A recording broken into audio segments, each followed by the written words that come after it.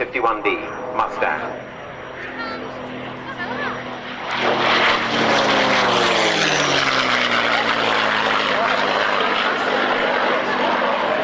Station, Yeovilton.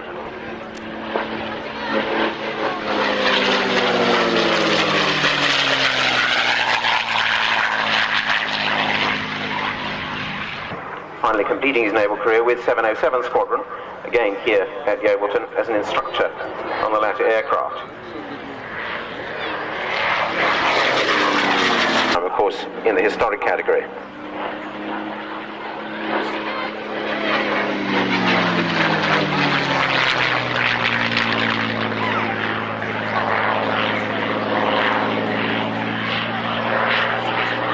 A means of supplementing British fighter production.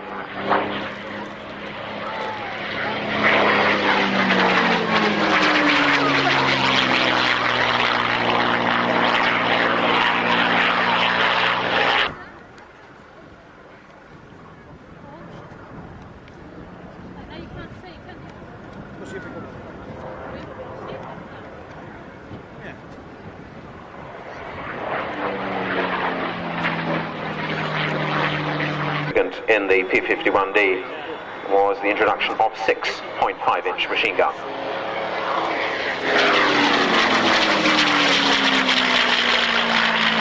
They flew their first mission on the following day, on the 13th of December 43. And in the middle of January 1944, they were over Germany for the first time.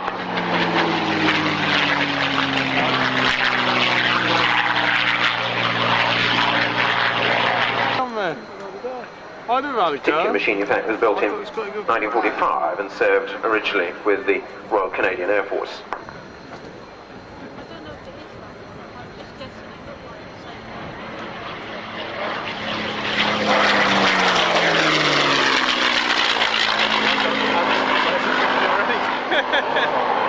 Is to Japan for the first time. And in early April 45, first reached Tokyo.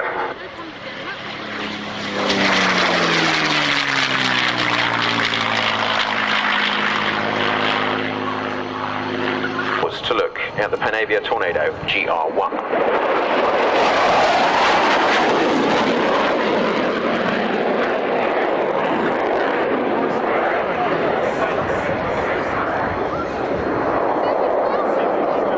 Forecast for today is not as brilliant as it might be. There is a hope that we shall see some little outbreaks of the tornado, which at least we're going to be spared otherwise meteorologically, appeared in the hands of Flight Lieutenant Mike Baverstock and his navigator, Squadron Leader Robbie Stewart. They and it must come first is the fact that alas, this sequence by the tornado is having to be abbreviated. Warning lights have appeared, so safety first. Landing early, but no less welcome. Flight Lieutenants Mike Baverstock and Squadron Leader Robbie Stewart.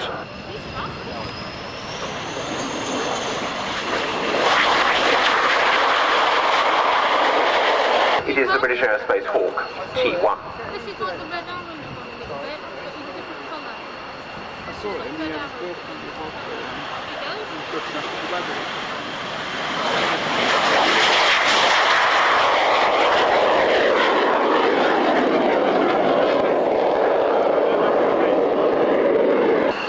Navigators for such aircraft, tornadoes obviously in particular, are also trained at Valley on the Hawk.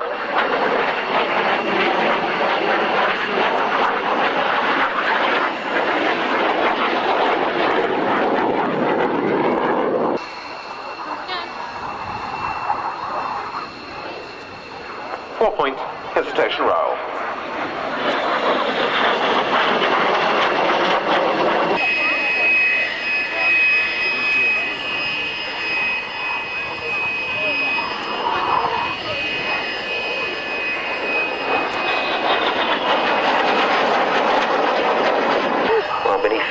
Outer wings, a variety of weaponry.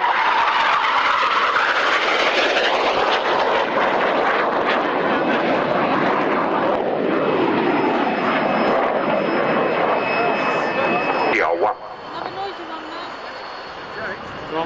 Andy Cuban, newspaper man. Wessex Hotel Street.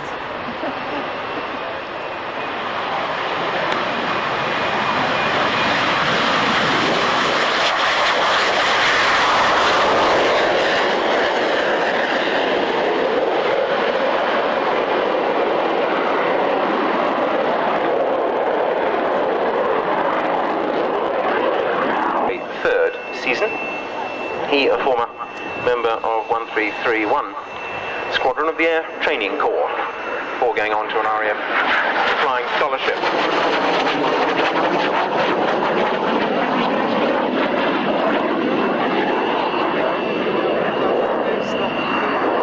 Black and yellow Saint on the fin.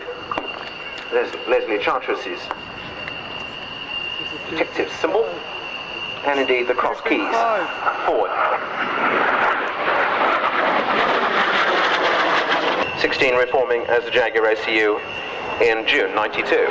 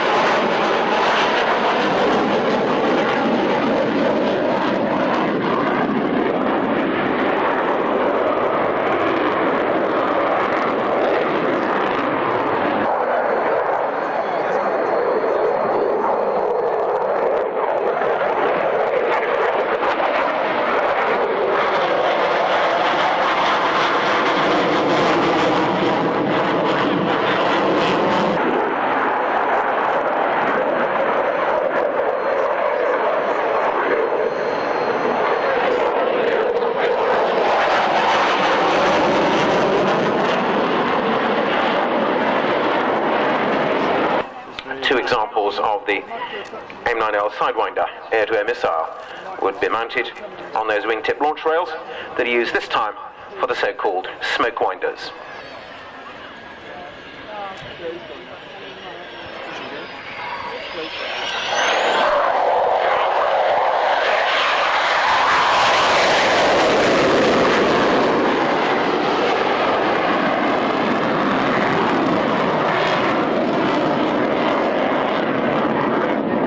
The F-16 could carry 6 examples of the AIM-9, or indeed the AIM-120 or the AIM-7 too. Commandant Jean-Jacques Deval.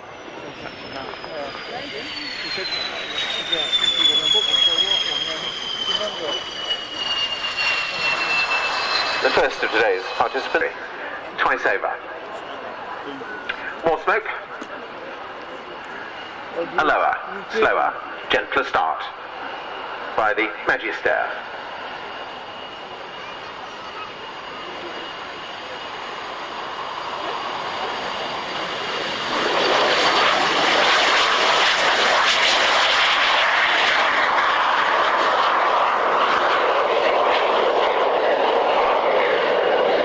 F-16, more flowing classic line.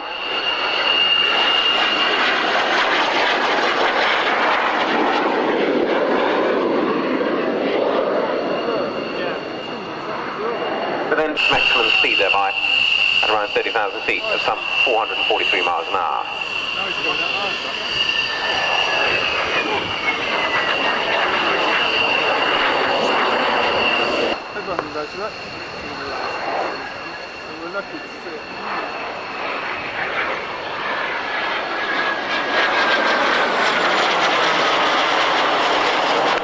And there inverted he shows off not of the Belgian Air Force team at a time when that country did indeed have a formation jet team, the Diable Rouge, the Red Devils. The half dozen or so that still exist in the Diable Rouge colour scheme. Slow roll. 7th and 8th of September, Saturday and Sunday. The Belgian Air Force will commemorate its 50th anniversary. Most of the national aerobatic teams from Europe will be attending. It will take place at Saint-Truden, and it's free. And here's his farewell, the wing walk from the Magister.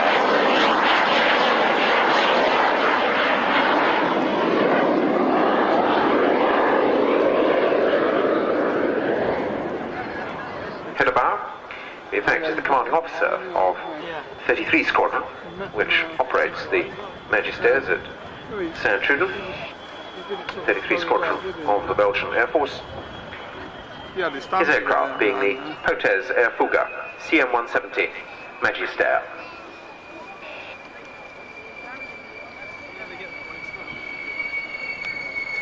I like it how he takes the runway. Again, more aerodynamic braking and smoking to the last, as usually with your family and friends, at which to meet should you get separated. There's the static swordfish, for example, at the eastern end, or towards the western end, the control tower, of course. Doubtless you can choose your own point, do it quickly, then look at the Tucano.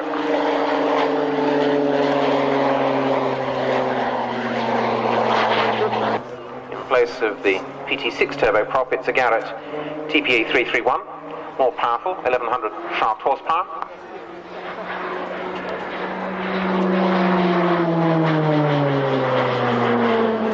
An aircraft strengthened for a longer fatigue life and better proof against bird strike. The examples: outside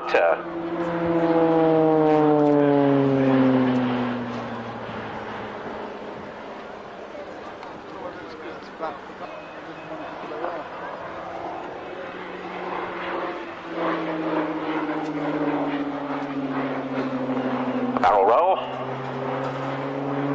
The Jet Provost had become the first in the world to provide an aircraft in terms of their performance, but could outstrip them very readily in terms of their fuel economy.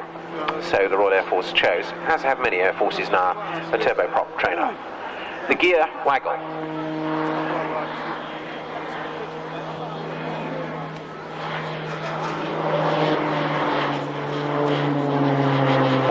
Yakovlev Yak 50.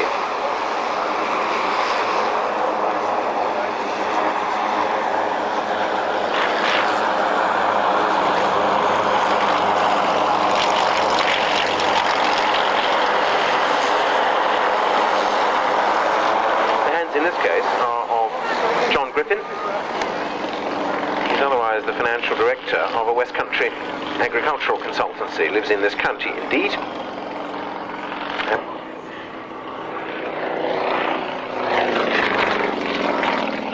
Up onto the vertical, firstly with a roll, and then if all develops well, yes, a Lomchevak.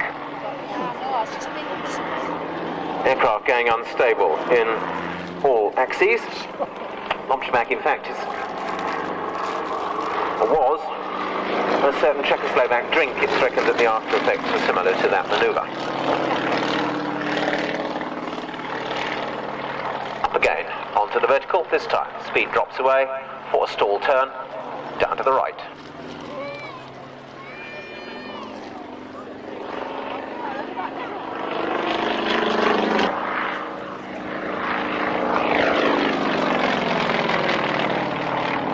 Again, to the vertical, you can see something of the drift on the stronger wind at the upper level there. All the way up for the tail slide back down. About 2 fuselage lengths and out.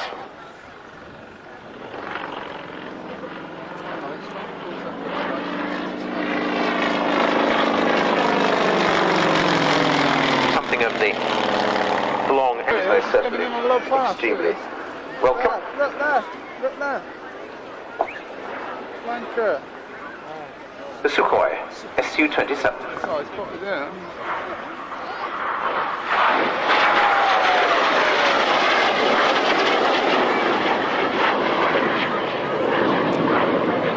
Pilot being Anatoly Kochur.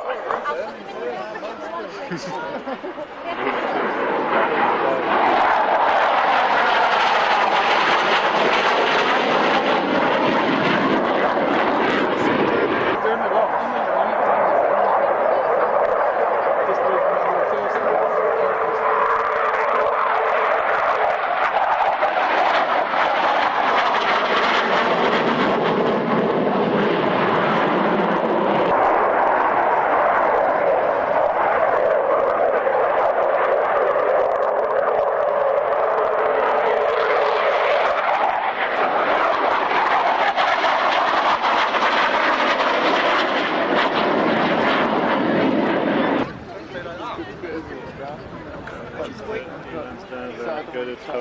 In there, on completion of its arrival, the Sukhoi Su-27.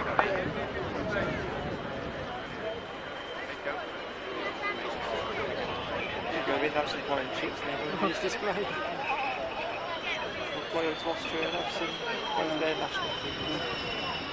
Doing that next one.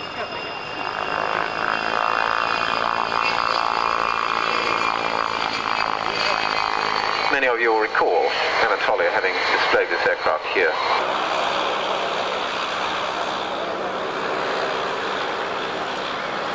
A closer look and a handstand.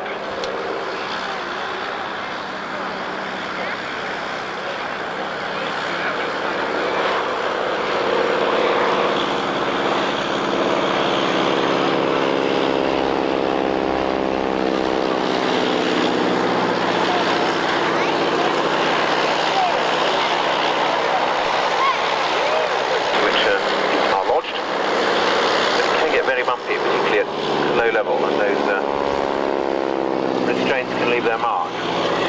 Tanya on the knife edge this time, I think. Oh, inverted.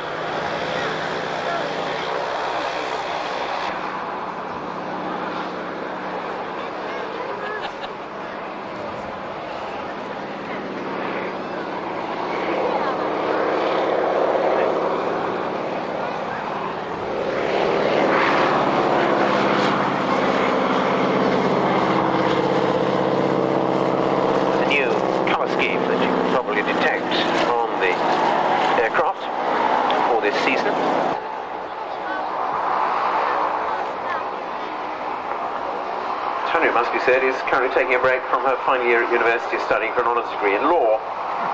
Greater contrast. Can there be? Can there not be? Here, one further close run.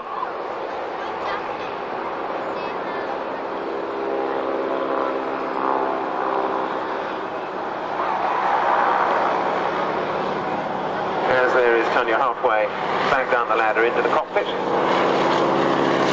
requirement is for the passenger to be in the orthodox position for takeoff and landing.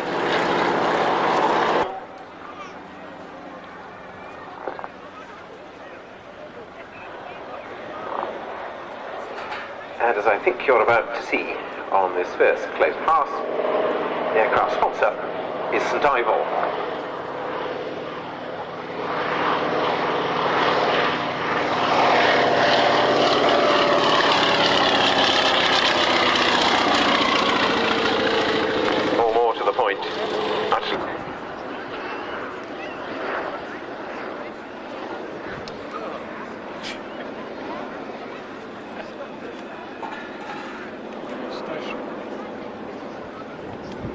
Quite windy up there.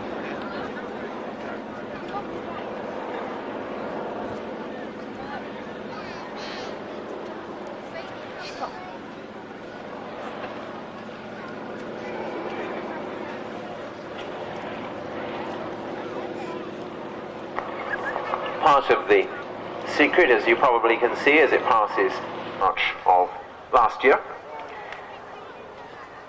becoming the flagship as the St. Yeovil's utterly butterly exhibition flyers. The ground team of which are to be seen behind you.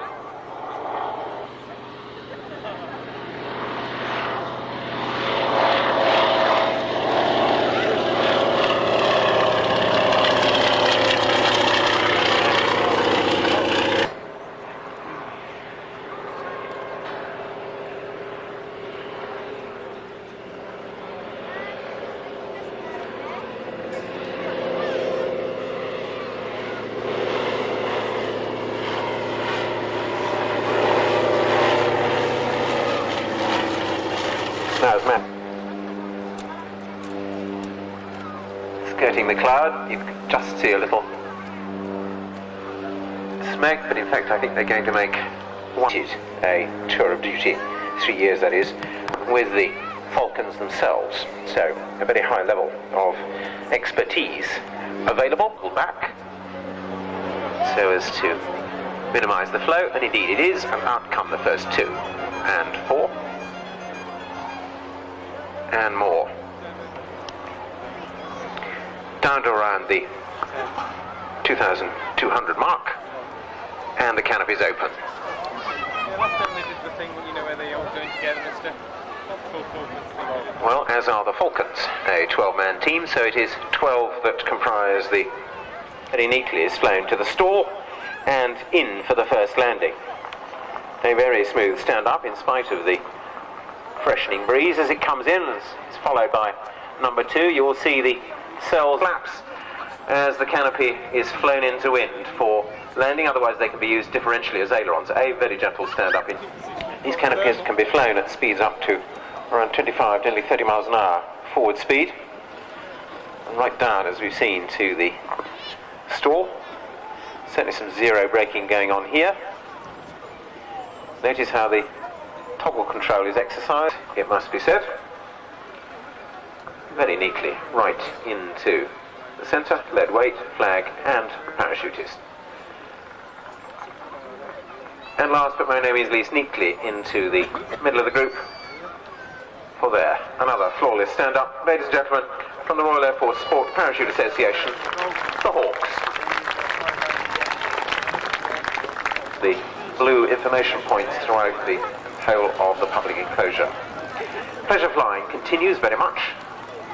The map at the centre of the programme will show you from exactly where, but otherwise it's out to the far left-hand end of the public enclosure, beyond the aircraft that dominates that part of the static park, the E-3 Sentry from the NATO Airborne Early Warning Force.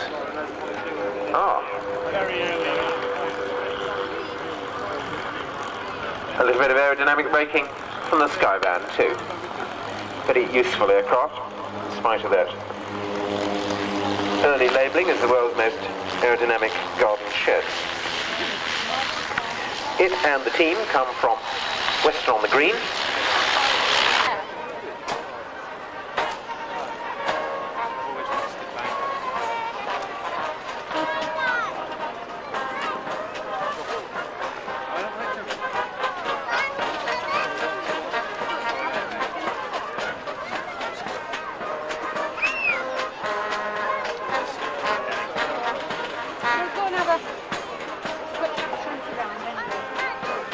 Please on call.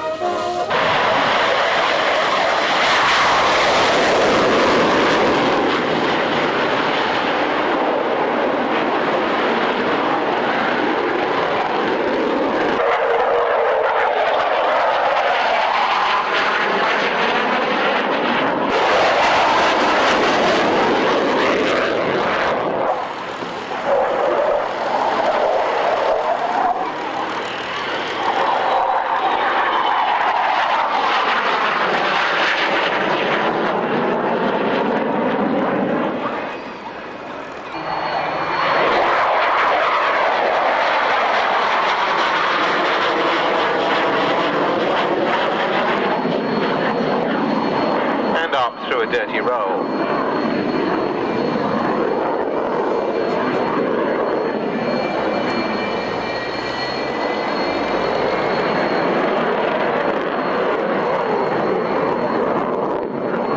The rudder is an aft extension. It has that in common with those of the Royal Norwegian Air Force.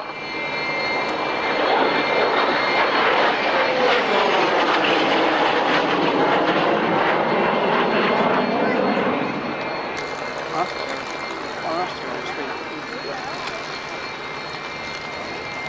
Might be tough because time being recorded.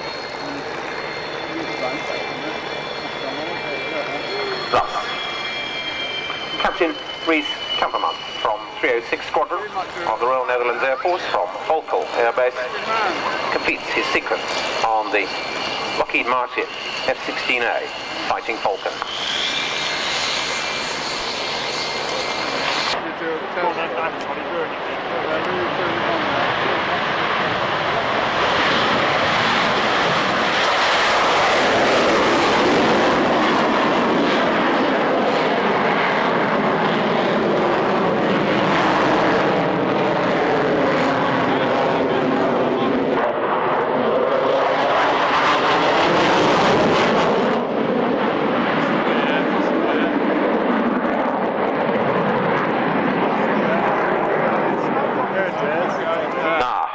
To the vertical, watch the speed decay, watch the tail slide.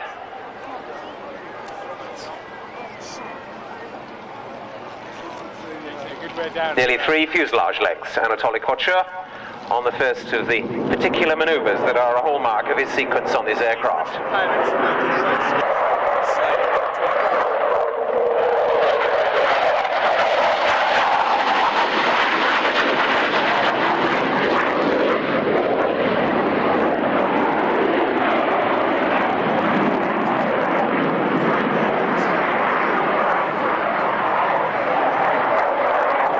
Another.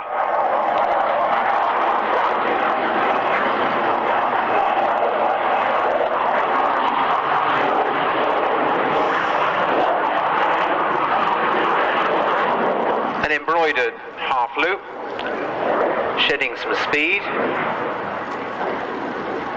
coming down to a lower altitude.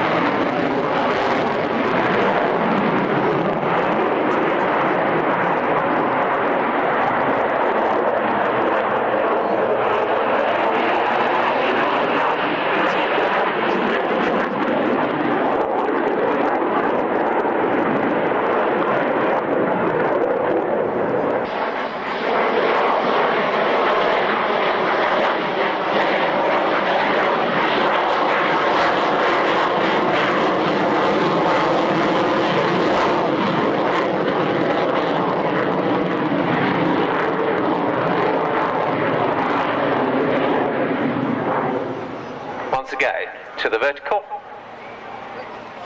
speed drops away. This is better with the cloud behind. Once again, nearly 3 fuselage lengths, a tail slide.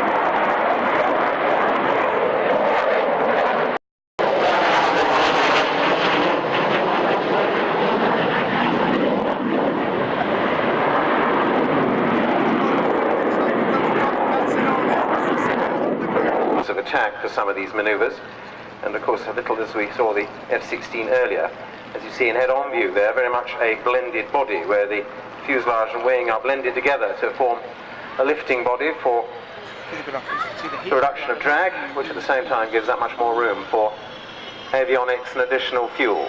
And there the very prominent air brake. On completion of that sequence by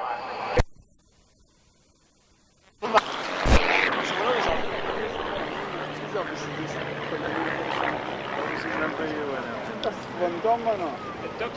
That's the actual plane domino on. The big one on the silver one. That's the front. the screen, isn't it? That's what I'm sat over there. Tell slide.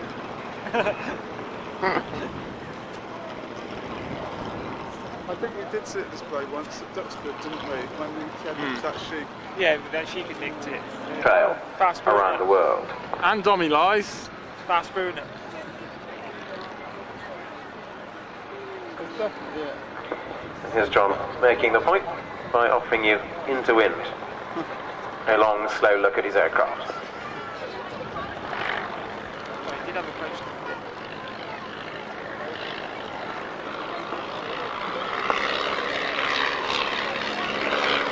Well, if all the best behaved light aeroplanes in those days were built by de Havilland,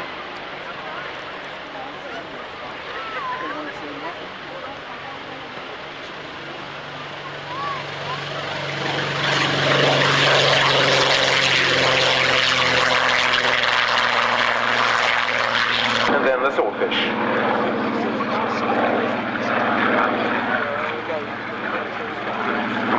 Safety event.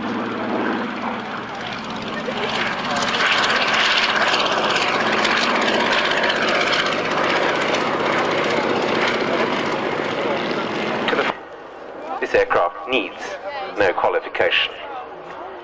In flying terms, this is the largest biplane in the world.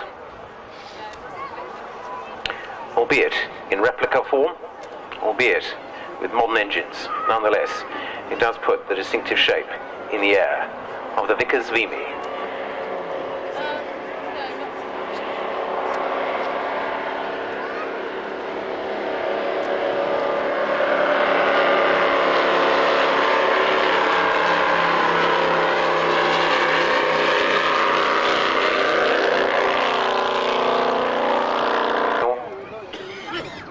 As a new generation of bombers was, of course, to be used against Germany, and the First World War continued. Unlike those other two designs, however, the Vimy was to enjoy a considerable post-war service history too, never being used operationally. Trying to see how many are in it. Just got the pilot.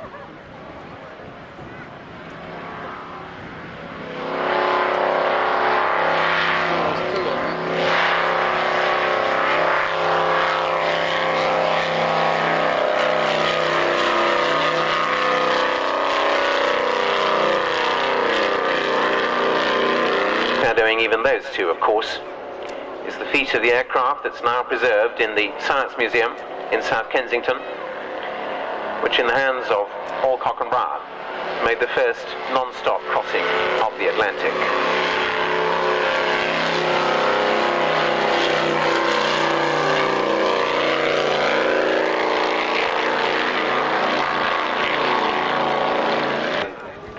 But the armistice of the 11th of November was to cancel that play. I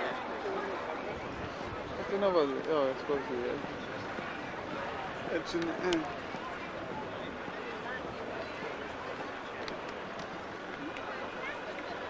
It's gonna go off the scooter.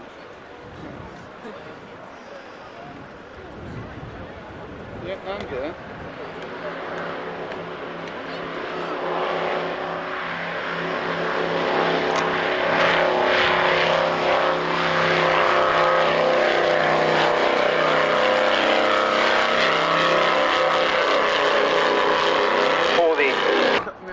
In fact, the weather was too bad most of the time for the navigator to take sights. And although their objective was Galway Bay, the conditions of the Daily Mail £10,000 prize that was on offer specified anywhere in the British Isles as the terminating point. And he, in fact, Whitton Brown, crossed the Irish coast at Clifton, only a few miles north of his flight pan, and was put down on what appeared to be a very green field.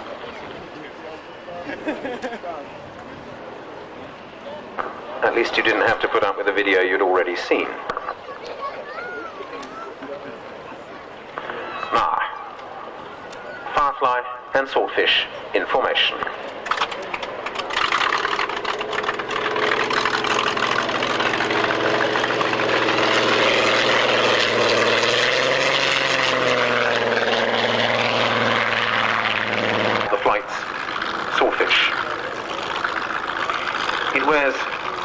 markings. The Sawfish first coming into service in 1935.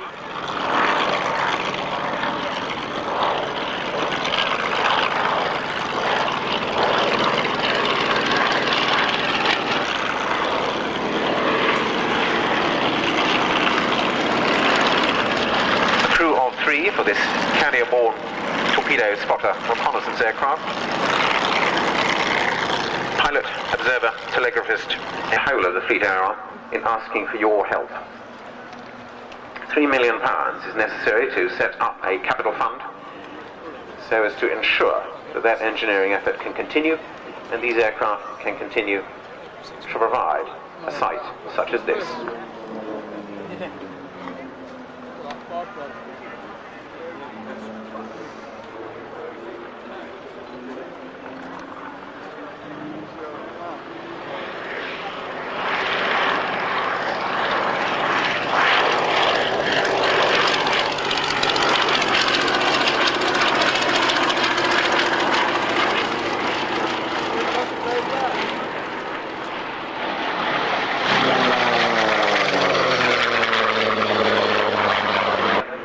Is the replica Fairey flycatcher, kindly presented by John Fairey, the grandson of the founder of the company, Sir Richard Fairey.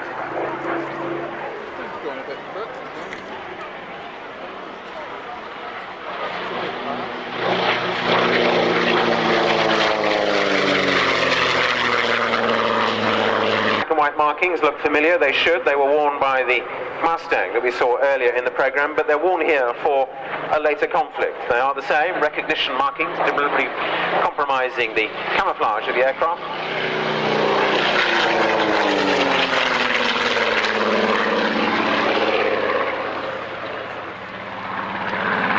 There is operating at different times from 5 carriers, 4 RN, 1 from the Royal Australian Navy.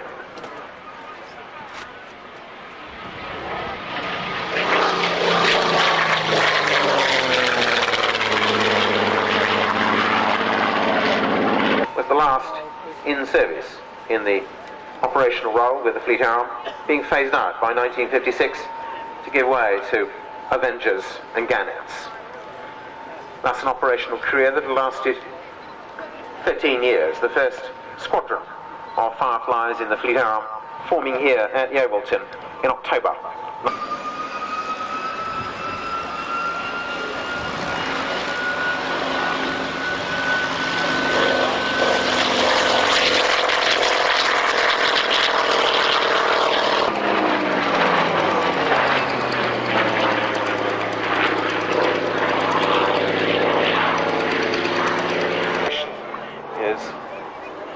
The design, that is, its derivation, is very much a thoroughbred one.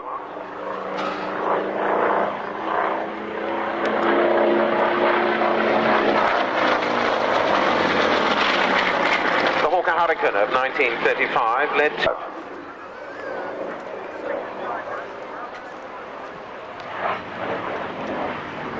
thanks, however, as the war came to a close, the Royal Air Forces became in fact the last piston engine fighter in first line service with the Royal Navy.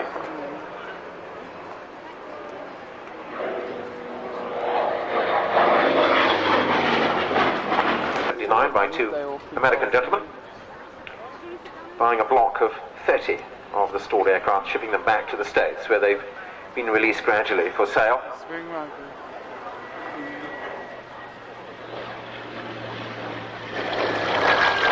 So they've been joined too by a small number of former Canadian and Australian examples.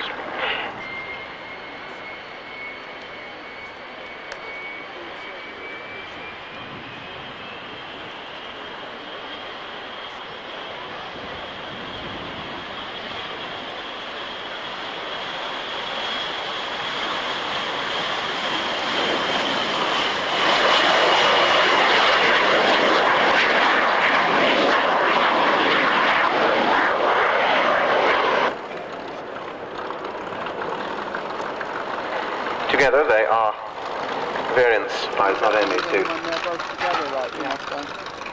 a series of successes, but most certainly a very long series of alliteration too. Because of course, we would know it now, as here as the de Havilland Vampire.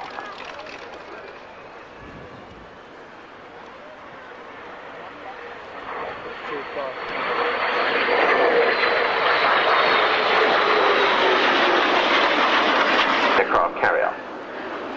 That, on the 3rd of December, 1945, Lieutenant Commander Eric Brown, Winkle Brown, successfully completed 11 landings and takeoffs on HMS Ocean in the channel near Portland.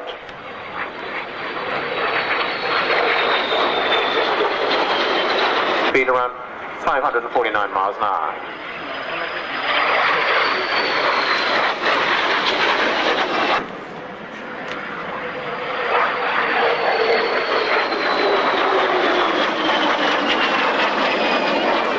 HAS 6.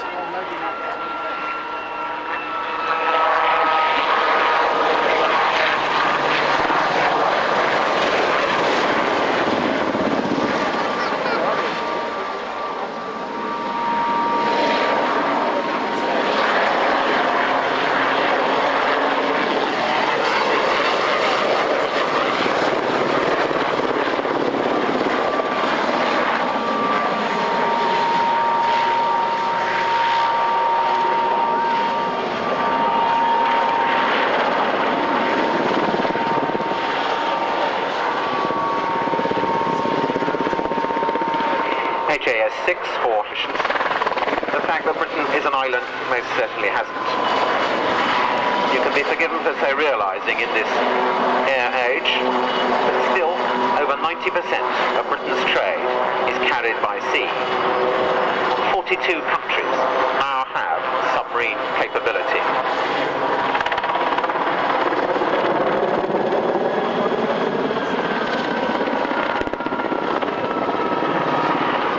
The importance of the Royal Navy's anti-submarine elements. Subsurface, surface fleet, and of course, as here, its aircraft. The Sea King is a hunter-killer, able to detect its prey and then prosecute the attack, carrying up to 4 Stingray homing torpedoes, for example. One of its principal methods of detecting that submarine is by sonar, and here you see the sonar body being lowered, in effect an underwater radar.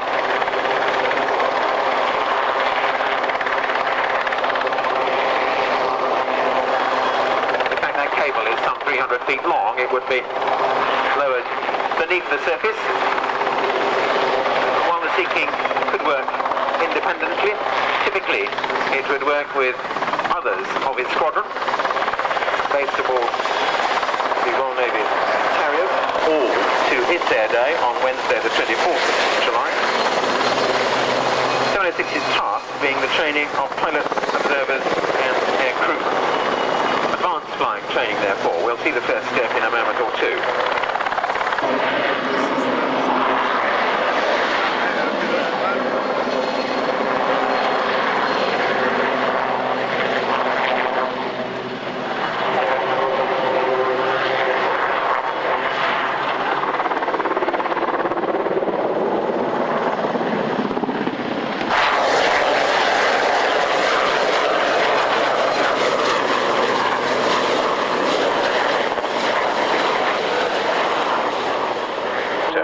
Navy service. Let us turn to the largest squadron, to 815 Squadron, equipped with this, Westland Aerospatiale Lynx HAS 3S.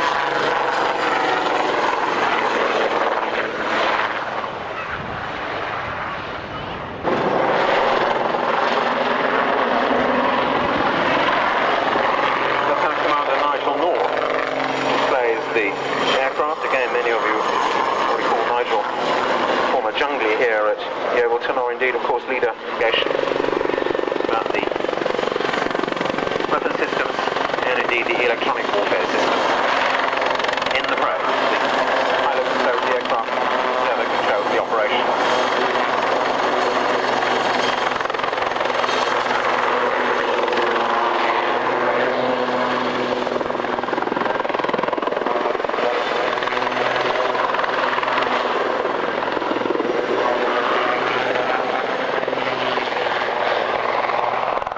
So while anti-surface vessel warfare is its primary task, using the British Aerospace Sea-Secure missile, of which up to 4 can be carried, can be used in the anti-submarine role, as a troop carrier, for casualty evacuation, for vertical replenishment, carrying light loads underslung, all the way down to that very important task of fetching the mail. Nigel displays something of the aircraft's manoeuvrability on the ground, more importantly, of course, on the deck.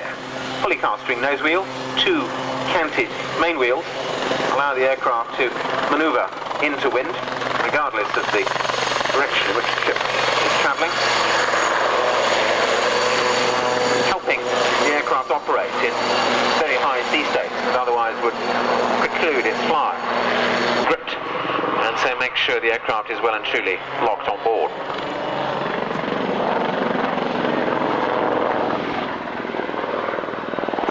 And as you might imagine, folding rotors too, so it can be struck down, method of which we shall see something a little later.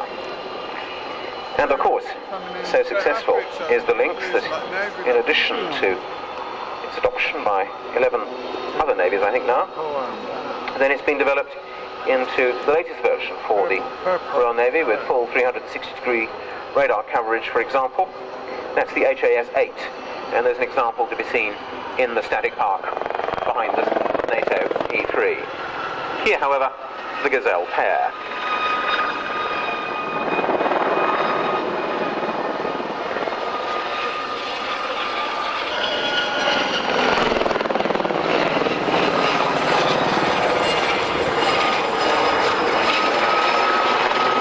Again, like the Lynx, they are an Anglo-French Firefly.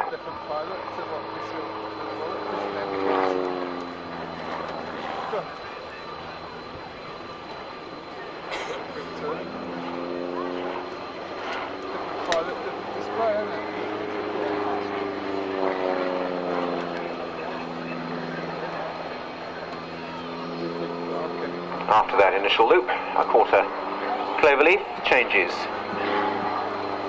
display axis, half railing on the 45-degree line. The Mark II, currently used by Hunting PLC to operate, in fact, the JFTS, the Joint Elementary Flying Training School.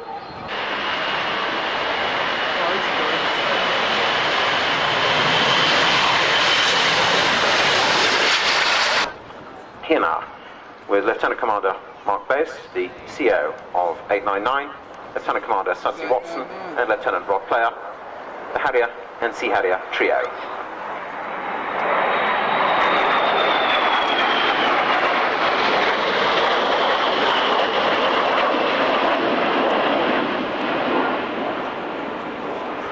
The Falklands campaign.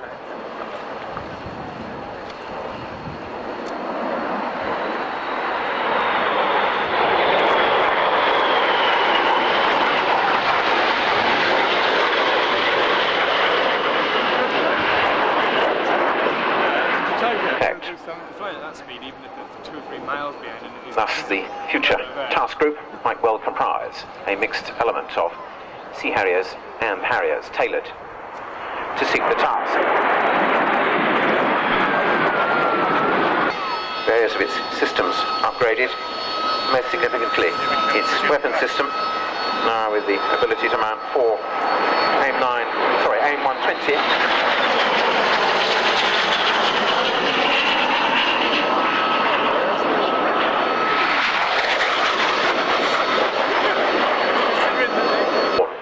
Of the sequence.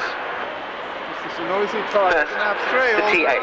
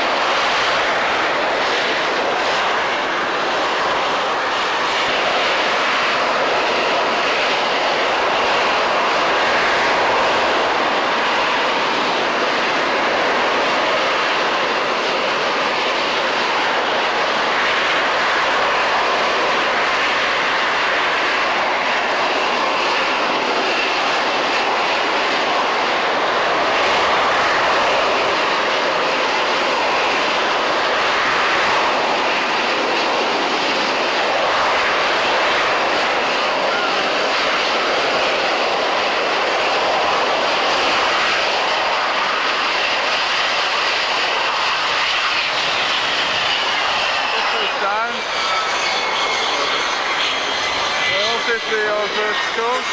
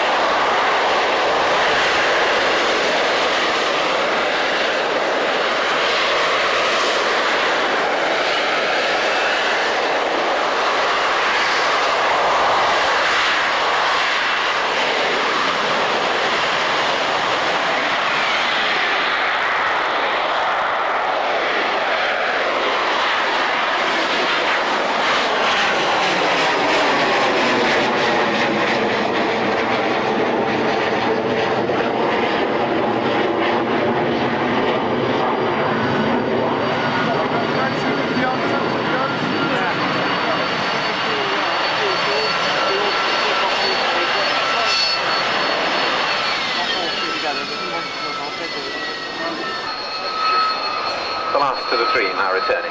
That is number, the main, the big number on the side. Yeah, the other one was 1. No, the other one was 7. Yeah, 710.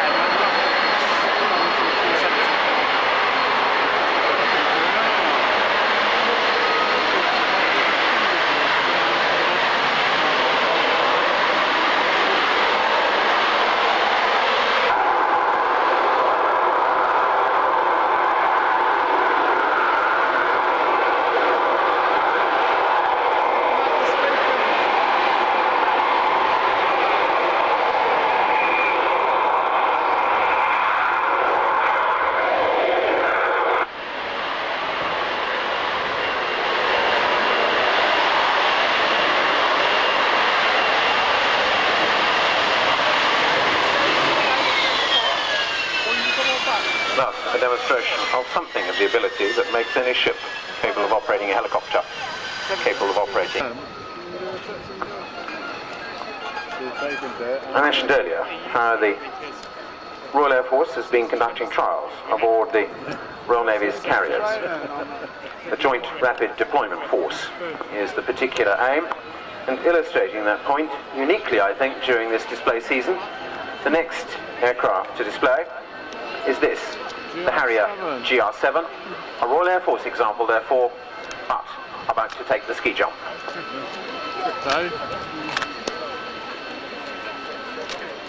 Here he goes.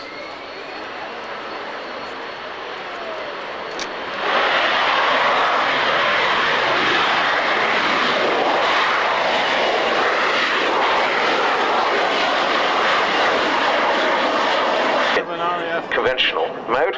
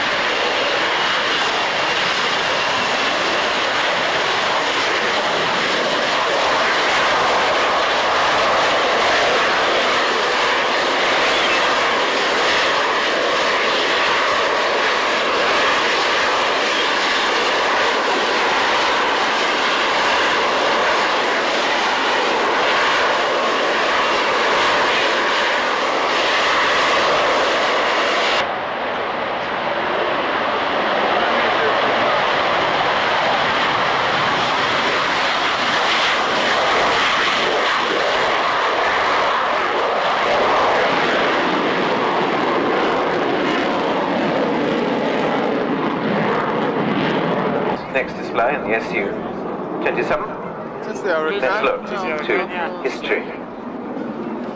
the Mark 19. It's a bit far, that.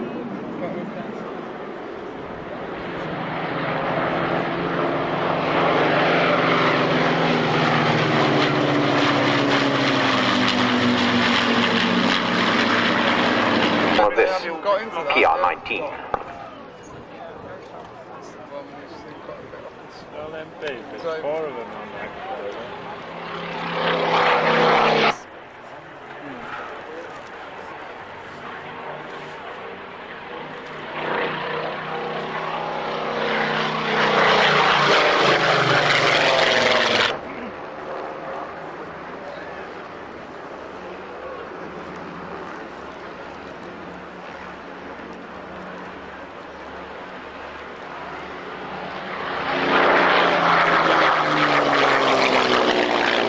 Delivered was, of course, by aircraft carrier, HMS Argus and Operation Hurry.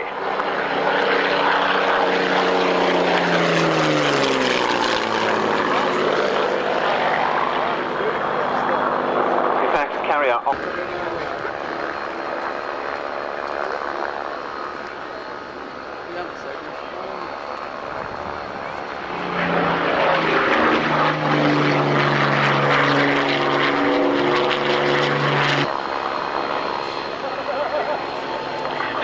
of those aircraft were converted, served alongside, therefore, 14 squadrons of hooked Hurricanes, serving in the main aboard MAC ships, merchantmen with a small flight deck and used on escort duty. In fact, the Sea Harrow's most famous action came with a convoy that sailed from Malta in August 1942.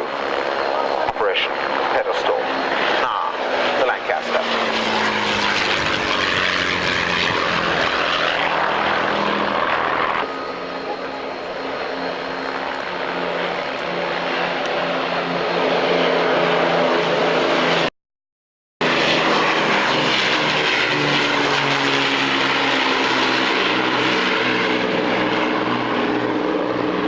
Generally speaking, Tornado instructor pilots. Here then, Lancaster and Spitfire.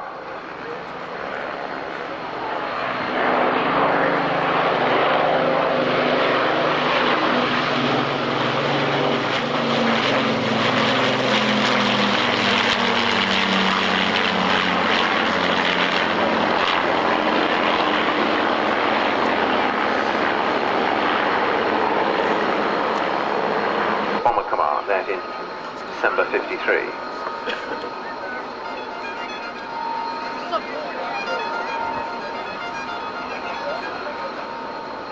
Looks good, they're done with that sign.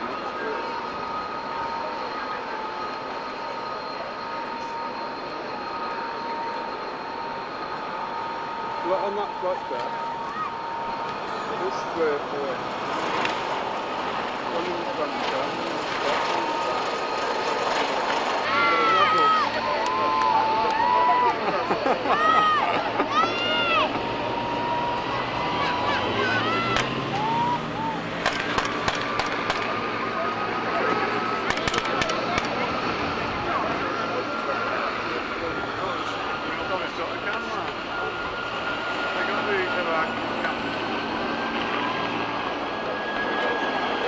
Kits has got on it.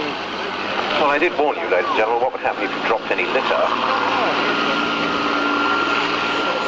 That bad, you know? Of the Commander, 114B. Looks good, isn't it?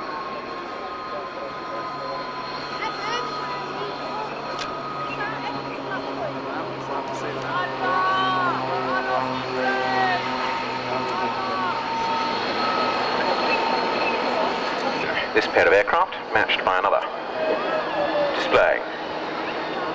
I think this is one of the rare occasions in which it's been seen in this country. The Commander pair.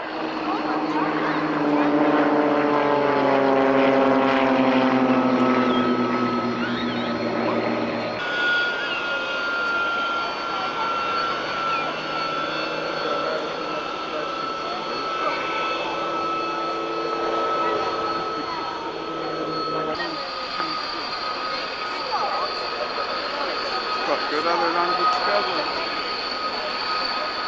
The 114AT, as you see proclaimed on the nose, for all-purpose trainer. Once the German.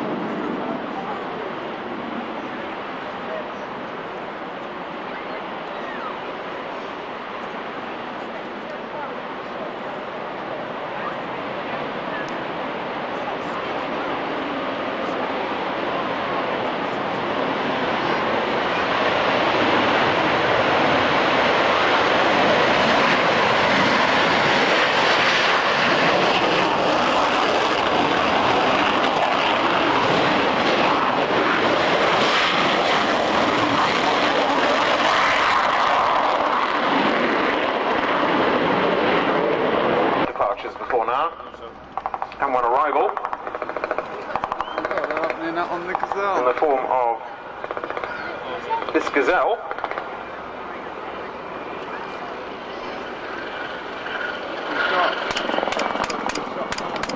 Now, this Gazelle, I think, is going to make a more abrupt arrival than it might have anticipated. We had a message from the control tower to say that they have received a threat from the Non-Suction Freedom Front, that they have declared the airfield an enclave under their control, and as is being rather well demonstrated here, they're threatening to shoot down any aircraft if their demands aren't met. We don't know what those demands are as yet, so I must ask you please to stay exactly where you are. Ah, Down. Yeah.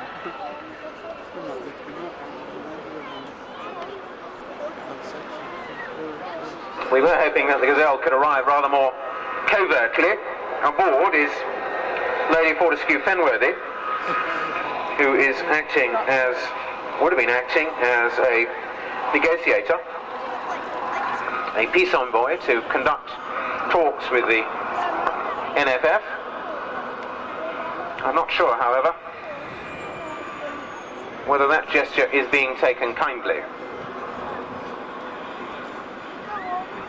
The aircraft made a safe landing at least. Not sure of the safety of the occupants within, as to whether they've been hit by any of that small arms fire. The aircraft certainly is still running. You will understand that there is a reluctance to rush the aircraft with Yeovilton's own forces.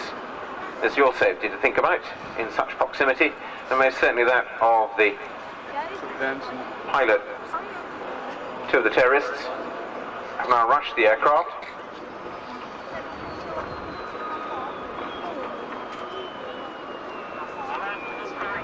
Giving instructions to the pilot.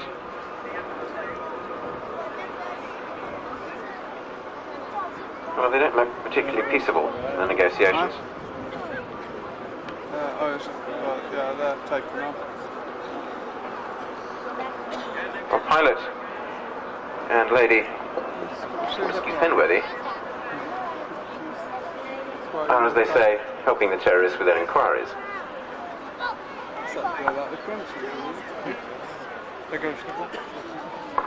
They've taken them off to one of their strong points out there towards the right. There are others down here to the left. I think there may be another position out there on the further airfield.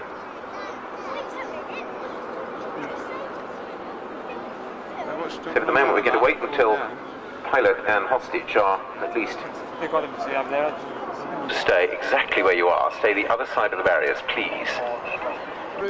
Across to the south of the airfield there gives some clue. You may see one or two other helicopters working elsewhere. The aim, of course, is to take the terrorists by surprise, like this. Take this post. Links come in behind Steve as well. That is right. Look, that's all going out. Rapid roping by a special forces team down first. From the Seeking 4. Following behind comes this Royal Marines Lynx.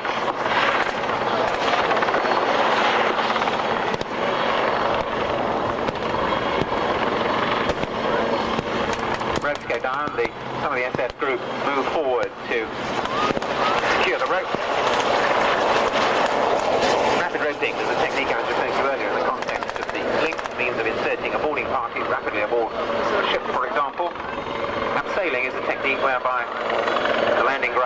be obstructed, might be very tall trees, for example, but it provides the means, nonetheless, of very precisely inserting, as you see here, a further element of truth. There's a gazelle standing off from this.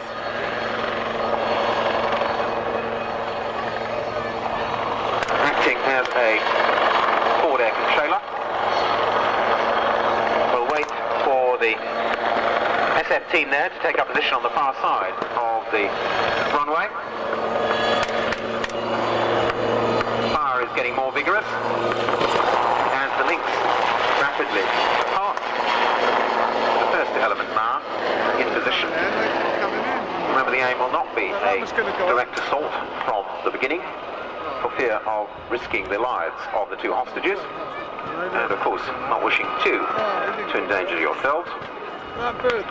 So, as those helicopters clear, and you can see another gazelle standing off, watching, down to your half right there. So too, more persuasion is about to be applied. This, however, comes in faster and noisier form, and in the process illustrates another aspect of the versatility of the Sea Harrier. Cannon fire.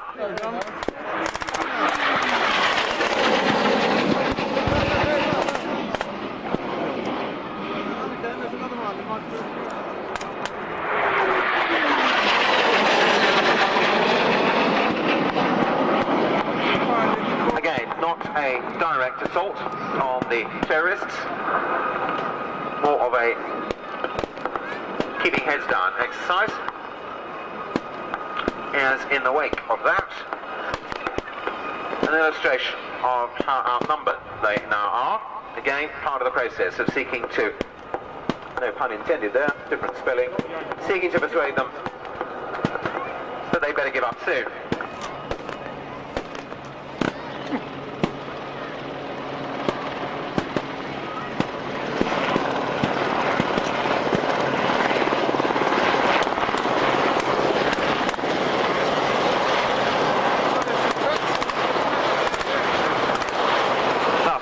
Further examples of the seeking HC-4 arrive, land on and rapidly disembark sticks of troops. All the time, the terrorists being engaged by the SF team, seeking to make sure they're too preoccupied to tackle those who now arrive.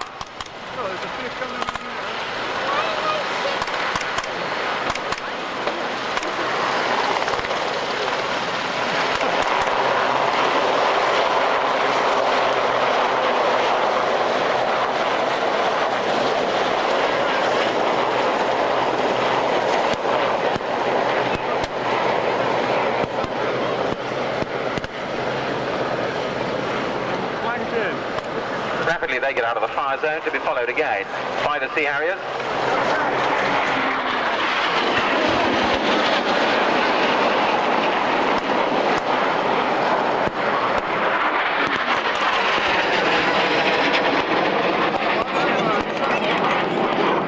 This time offering a warmer reminder.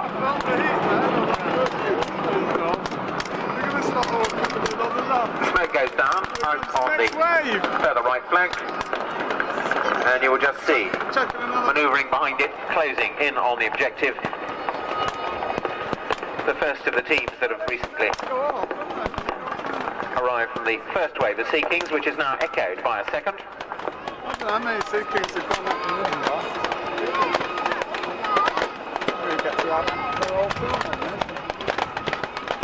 Four aircraft in this first stick, and you will see the second one, whereas the I-4 colour scheme currently being used by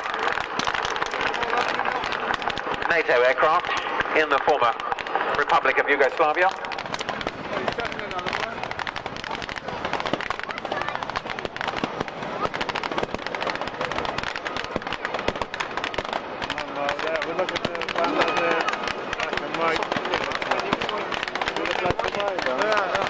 It's the one that's in front of us, and that looks good.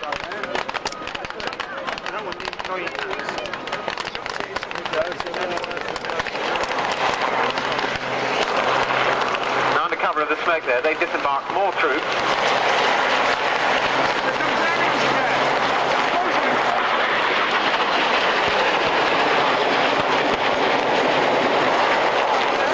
But they, in fact, are the team for the guns that now come in.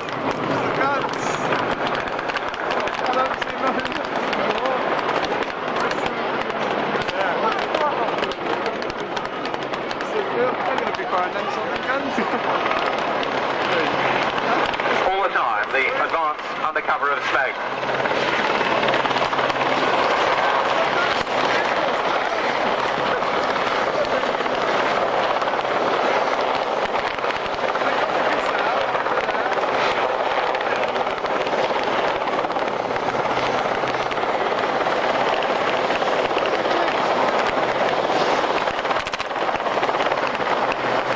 And thus the guns are delivered.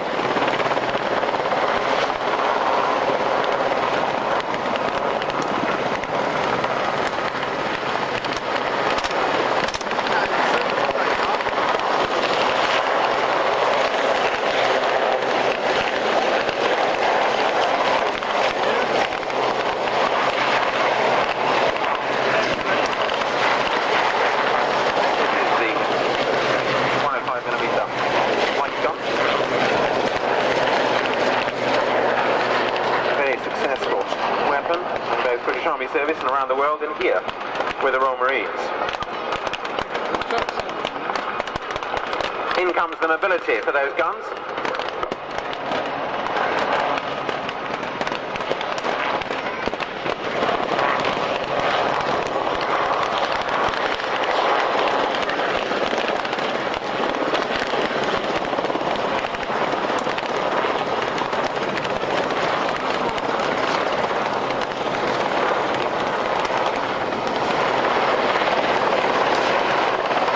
In the form of 120 Land Rovers.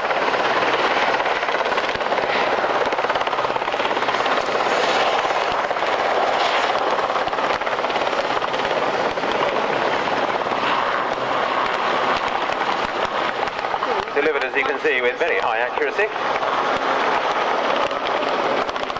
In the central case there. And in come the Land Rover 90s.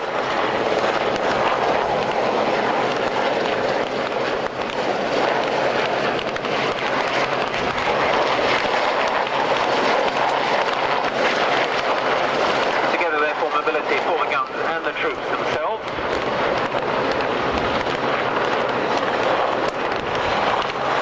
Remember, of course, one of the concerns will be that, albeit perhaps successfully completing this operation, freeing the hostages and capturing the terrorists, unknown at the moment is whether they are backed up by any other forces. All the more reason, therefore, for this very strong force to exercise this gradually increased persuasion. In comes a further stick of seeking, this time with ammunition trailers for those Land Rovers.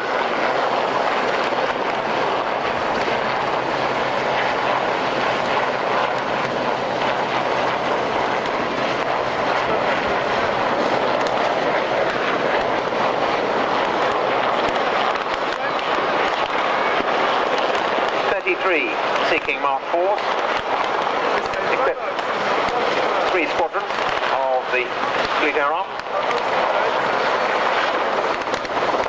Can carry 28 troops in fighting order. That will be within the aircraft, or serves as a medium load-lifting helicopter, underslung capability of some 3 metric tons. Be used for search and rescue duties, for resupply of ships at sea, military aid and civil power, for casualty evacuation, for counter-terrorism as we see it indeed being used right now. It is planned to remain in service until the year 2008. It too, an aircraft that served significantly during the Falklands and Gulf campaigns. Went on to serve significantly too in Kurdistan, in in defence of the Kurds in northern Iraq, continues to serve in Northern Ireland, and most certainly too in Bosnia. More, however, of that anon. Preparations for the final assault coming to fruition.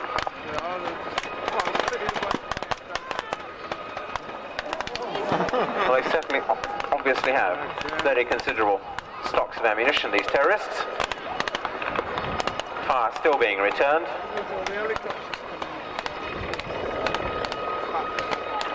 More than a few targets, however.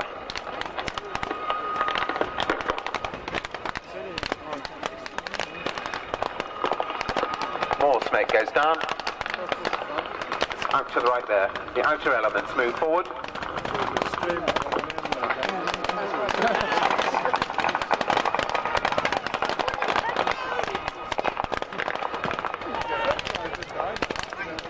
Closer and closer.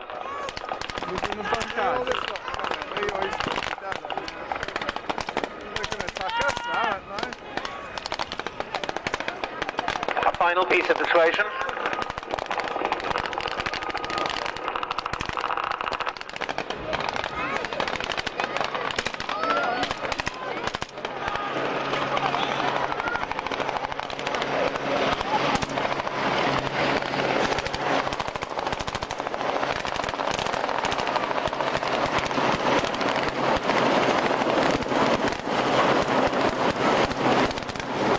Mounted general purpose machine guns in these 8 thinking.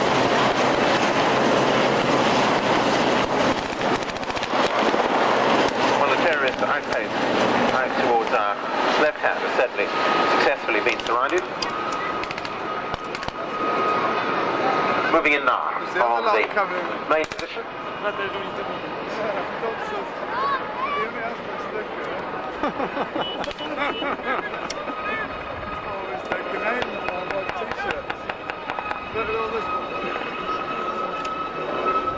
Uncertain yet as to the fate of the hostages. Helicopters out there, how many have got?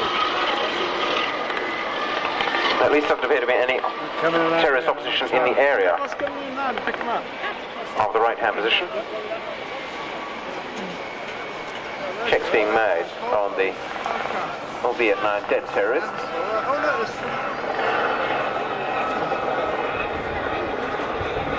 Royal Marine Gazelle appears again, this time in hope, I think, of picking up the hostages.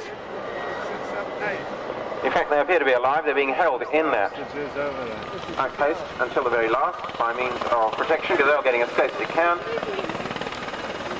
In there come a further illustration of the mobility of the Royal Marines. There goes our lady hostage. Safely into the Gazelle. Cover being given by 2 more Royal Marines.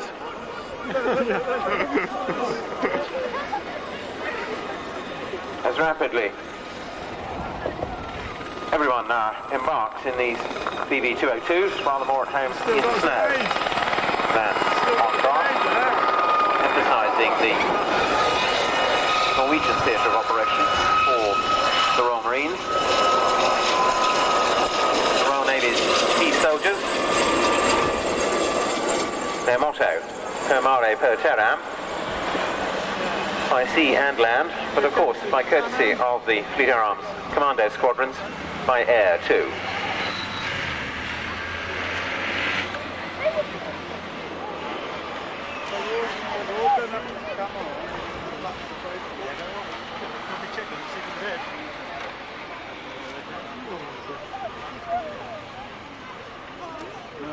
Very good, isn't it? What, do you like that, 845 Squadron has provided 4 aircraft continuously in the former Yugoslavia theatre since November 1992. The longest serving unit in the theatre, in fact. Flown over 8,000 hours operationally. Aircraft have been damaged by small arms fire 25 times. 2 aircraft are constantly based with the original HQ at Banja Luka.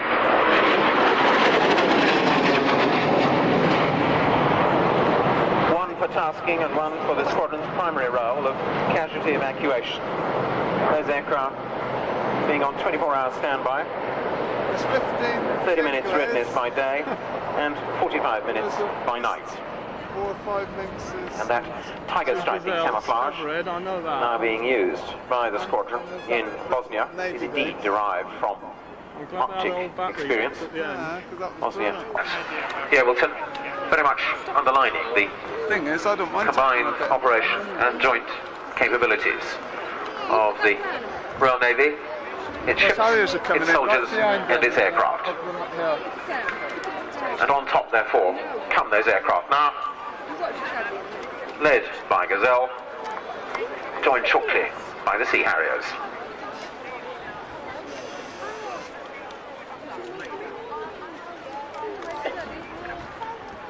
Some areas have come up to the top. Here they come. Here they come. Try and get We've them got both. them. I wish they'd be a bit closer. It's like things get more and more. I'll take one of the alleys. They've all got out here now. Here comes all the vehicles as well, man.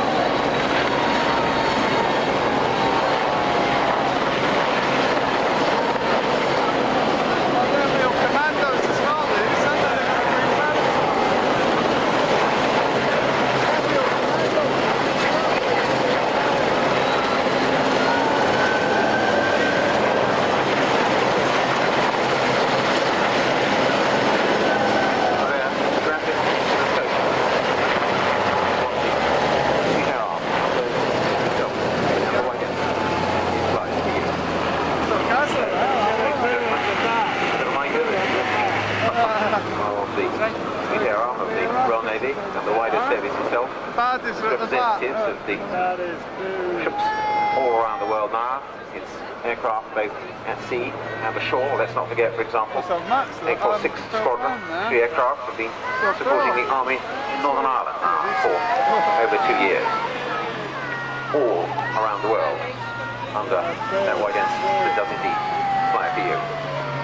So, ladies and gentlemen, we come to an end to Royal Naval Air Station, Yeovilton's Air Day 1996. On behalf of everyone involved, least of whom the ship's company, the men and women of HMS Heron, under the command of Commodore Scott Lidbetter, and of course those two from the headquarters of the Flag Officer Naval Aviation, Rear Admiral Terry Loughran, in the hope that you've enjoyed.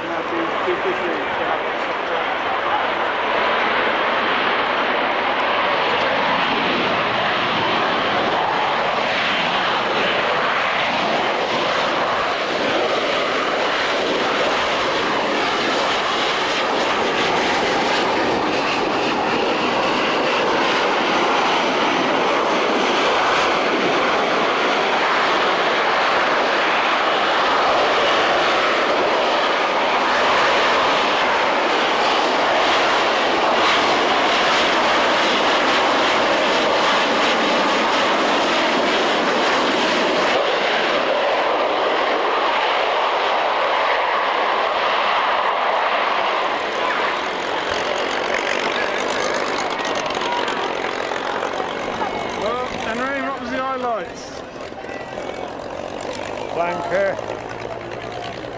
Pigeon Falcon, and this mouse flat now. Oh, and the thing was alright.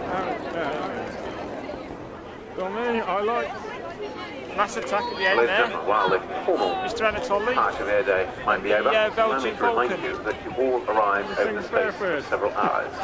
Too The best expensive. will in the world, you can't all leave in the same 5 minutes. Dave. Why not take this opportunity to have a longer look lot. around the static And park? also the American Around the stuff in the exhibition static is good because it's so rare. But last look in the good show all Seafarer round, Museum. I'm isn't not it? sure, but certainly there are a number of their aircraft out. As an example, the Anyway, Seafarer, leave for it. example. Quite nice and sun is that, man.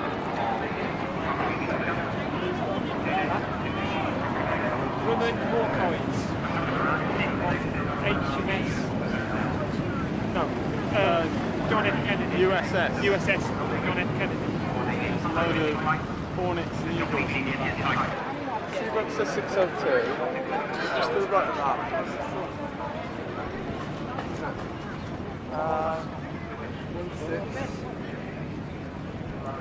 1627. The S3 Viking.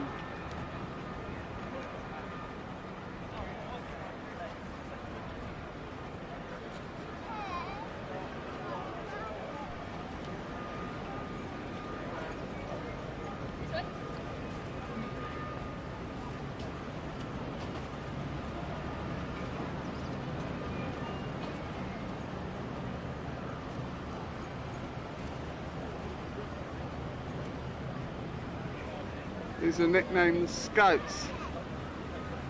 Got it on the side.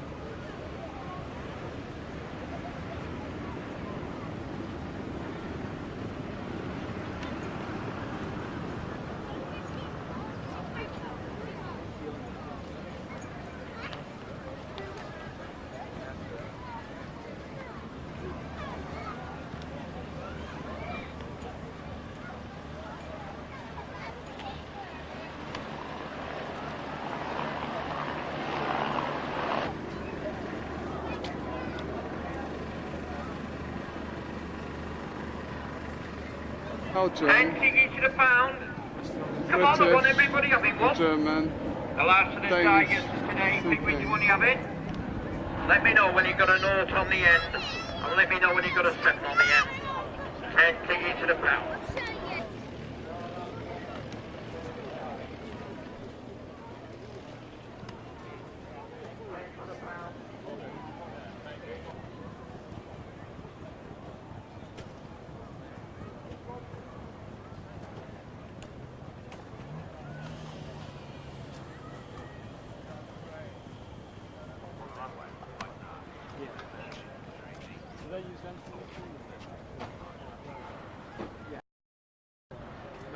Cases, Tomcat Squadron.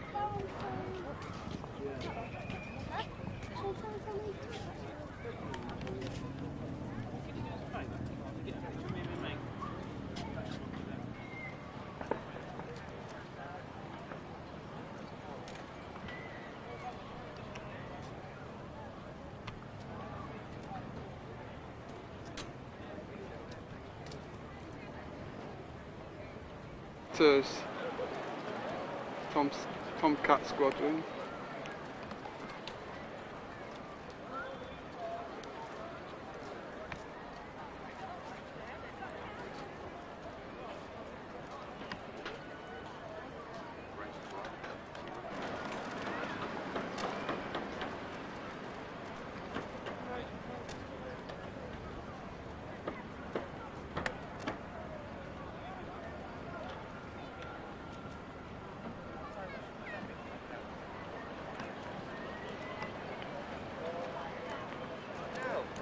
Hornets from the Golden Warriors.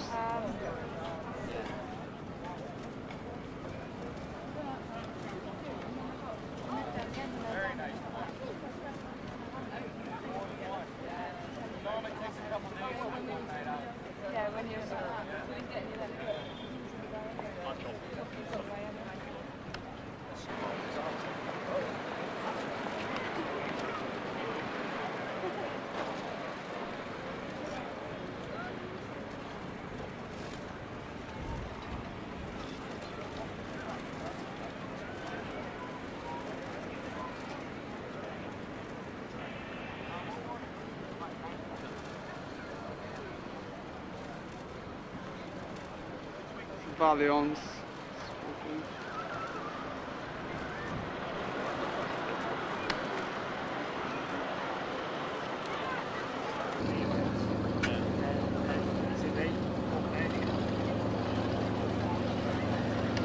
The Hawkeye. Orion.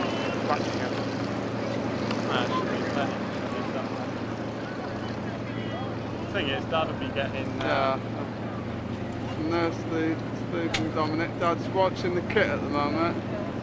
Just with a nice line of American hardware.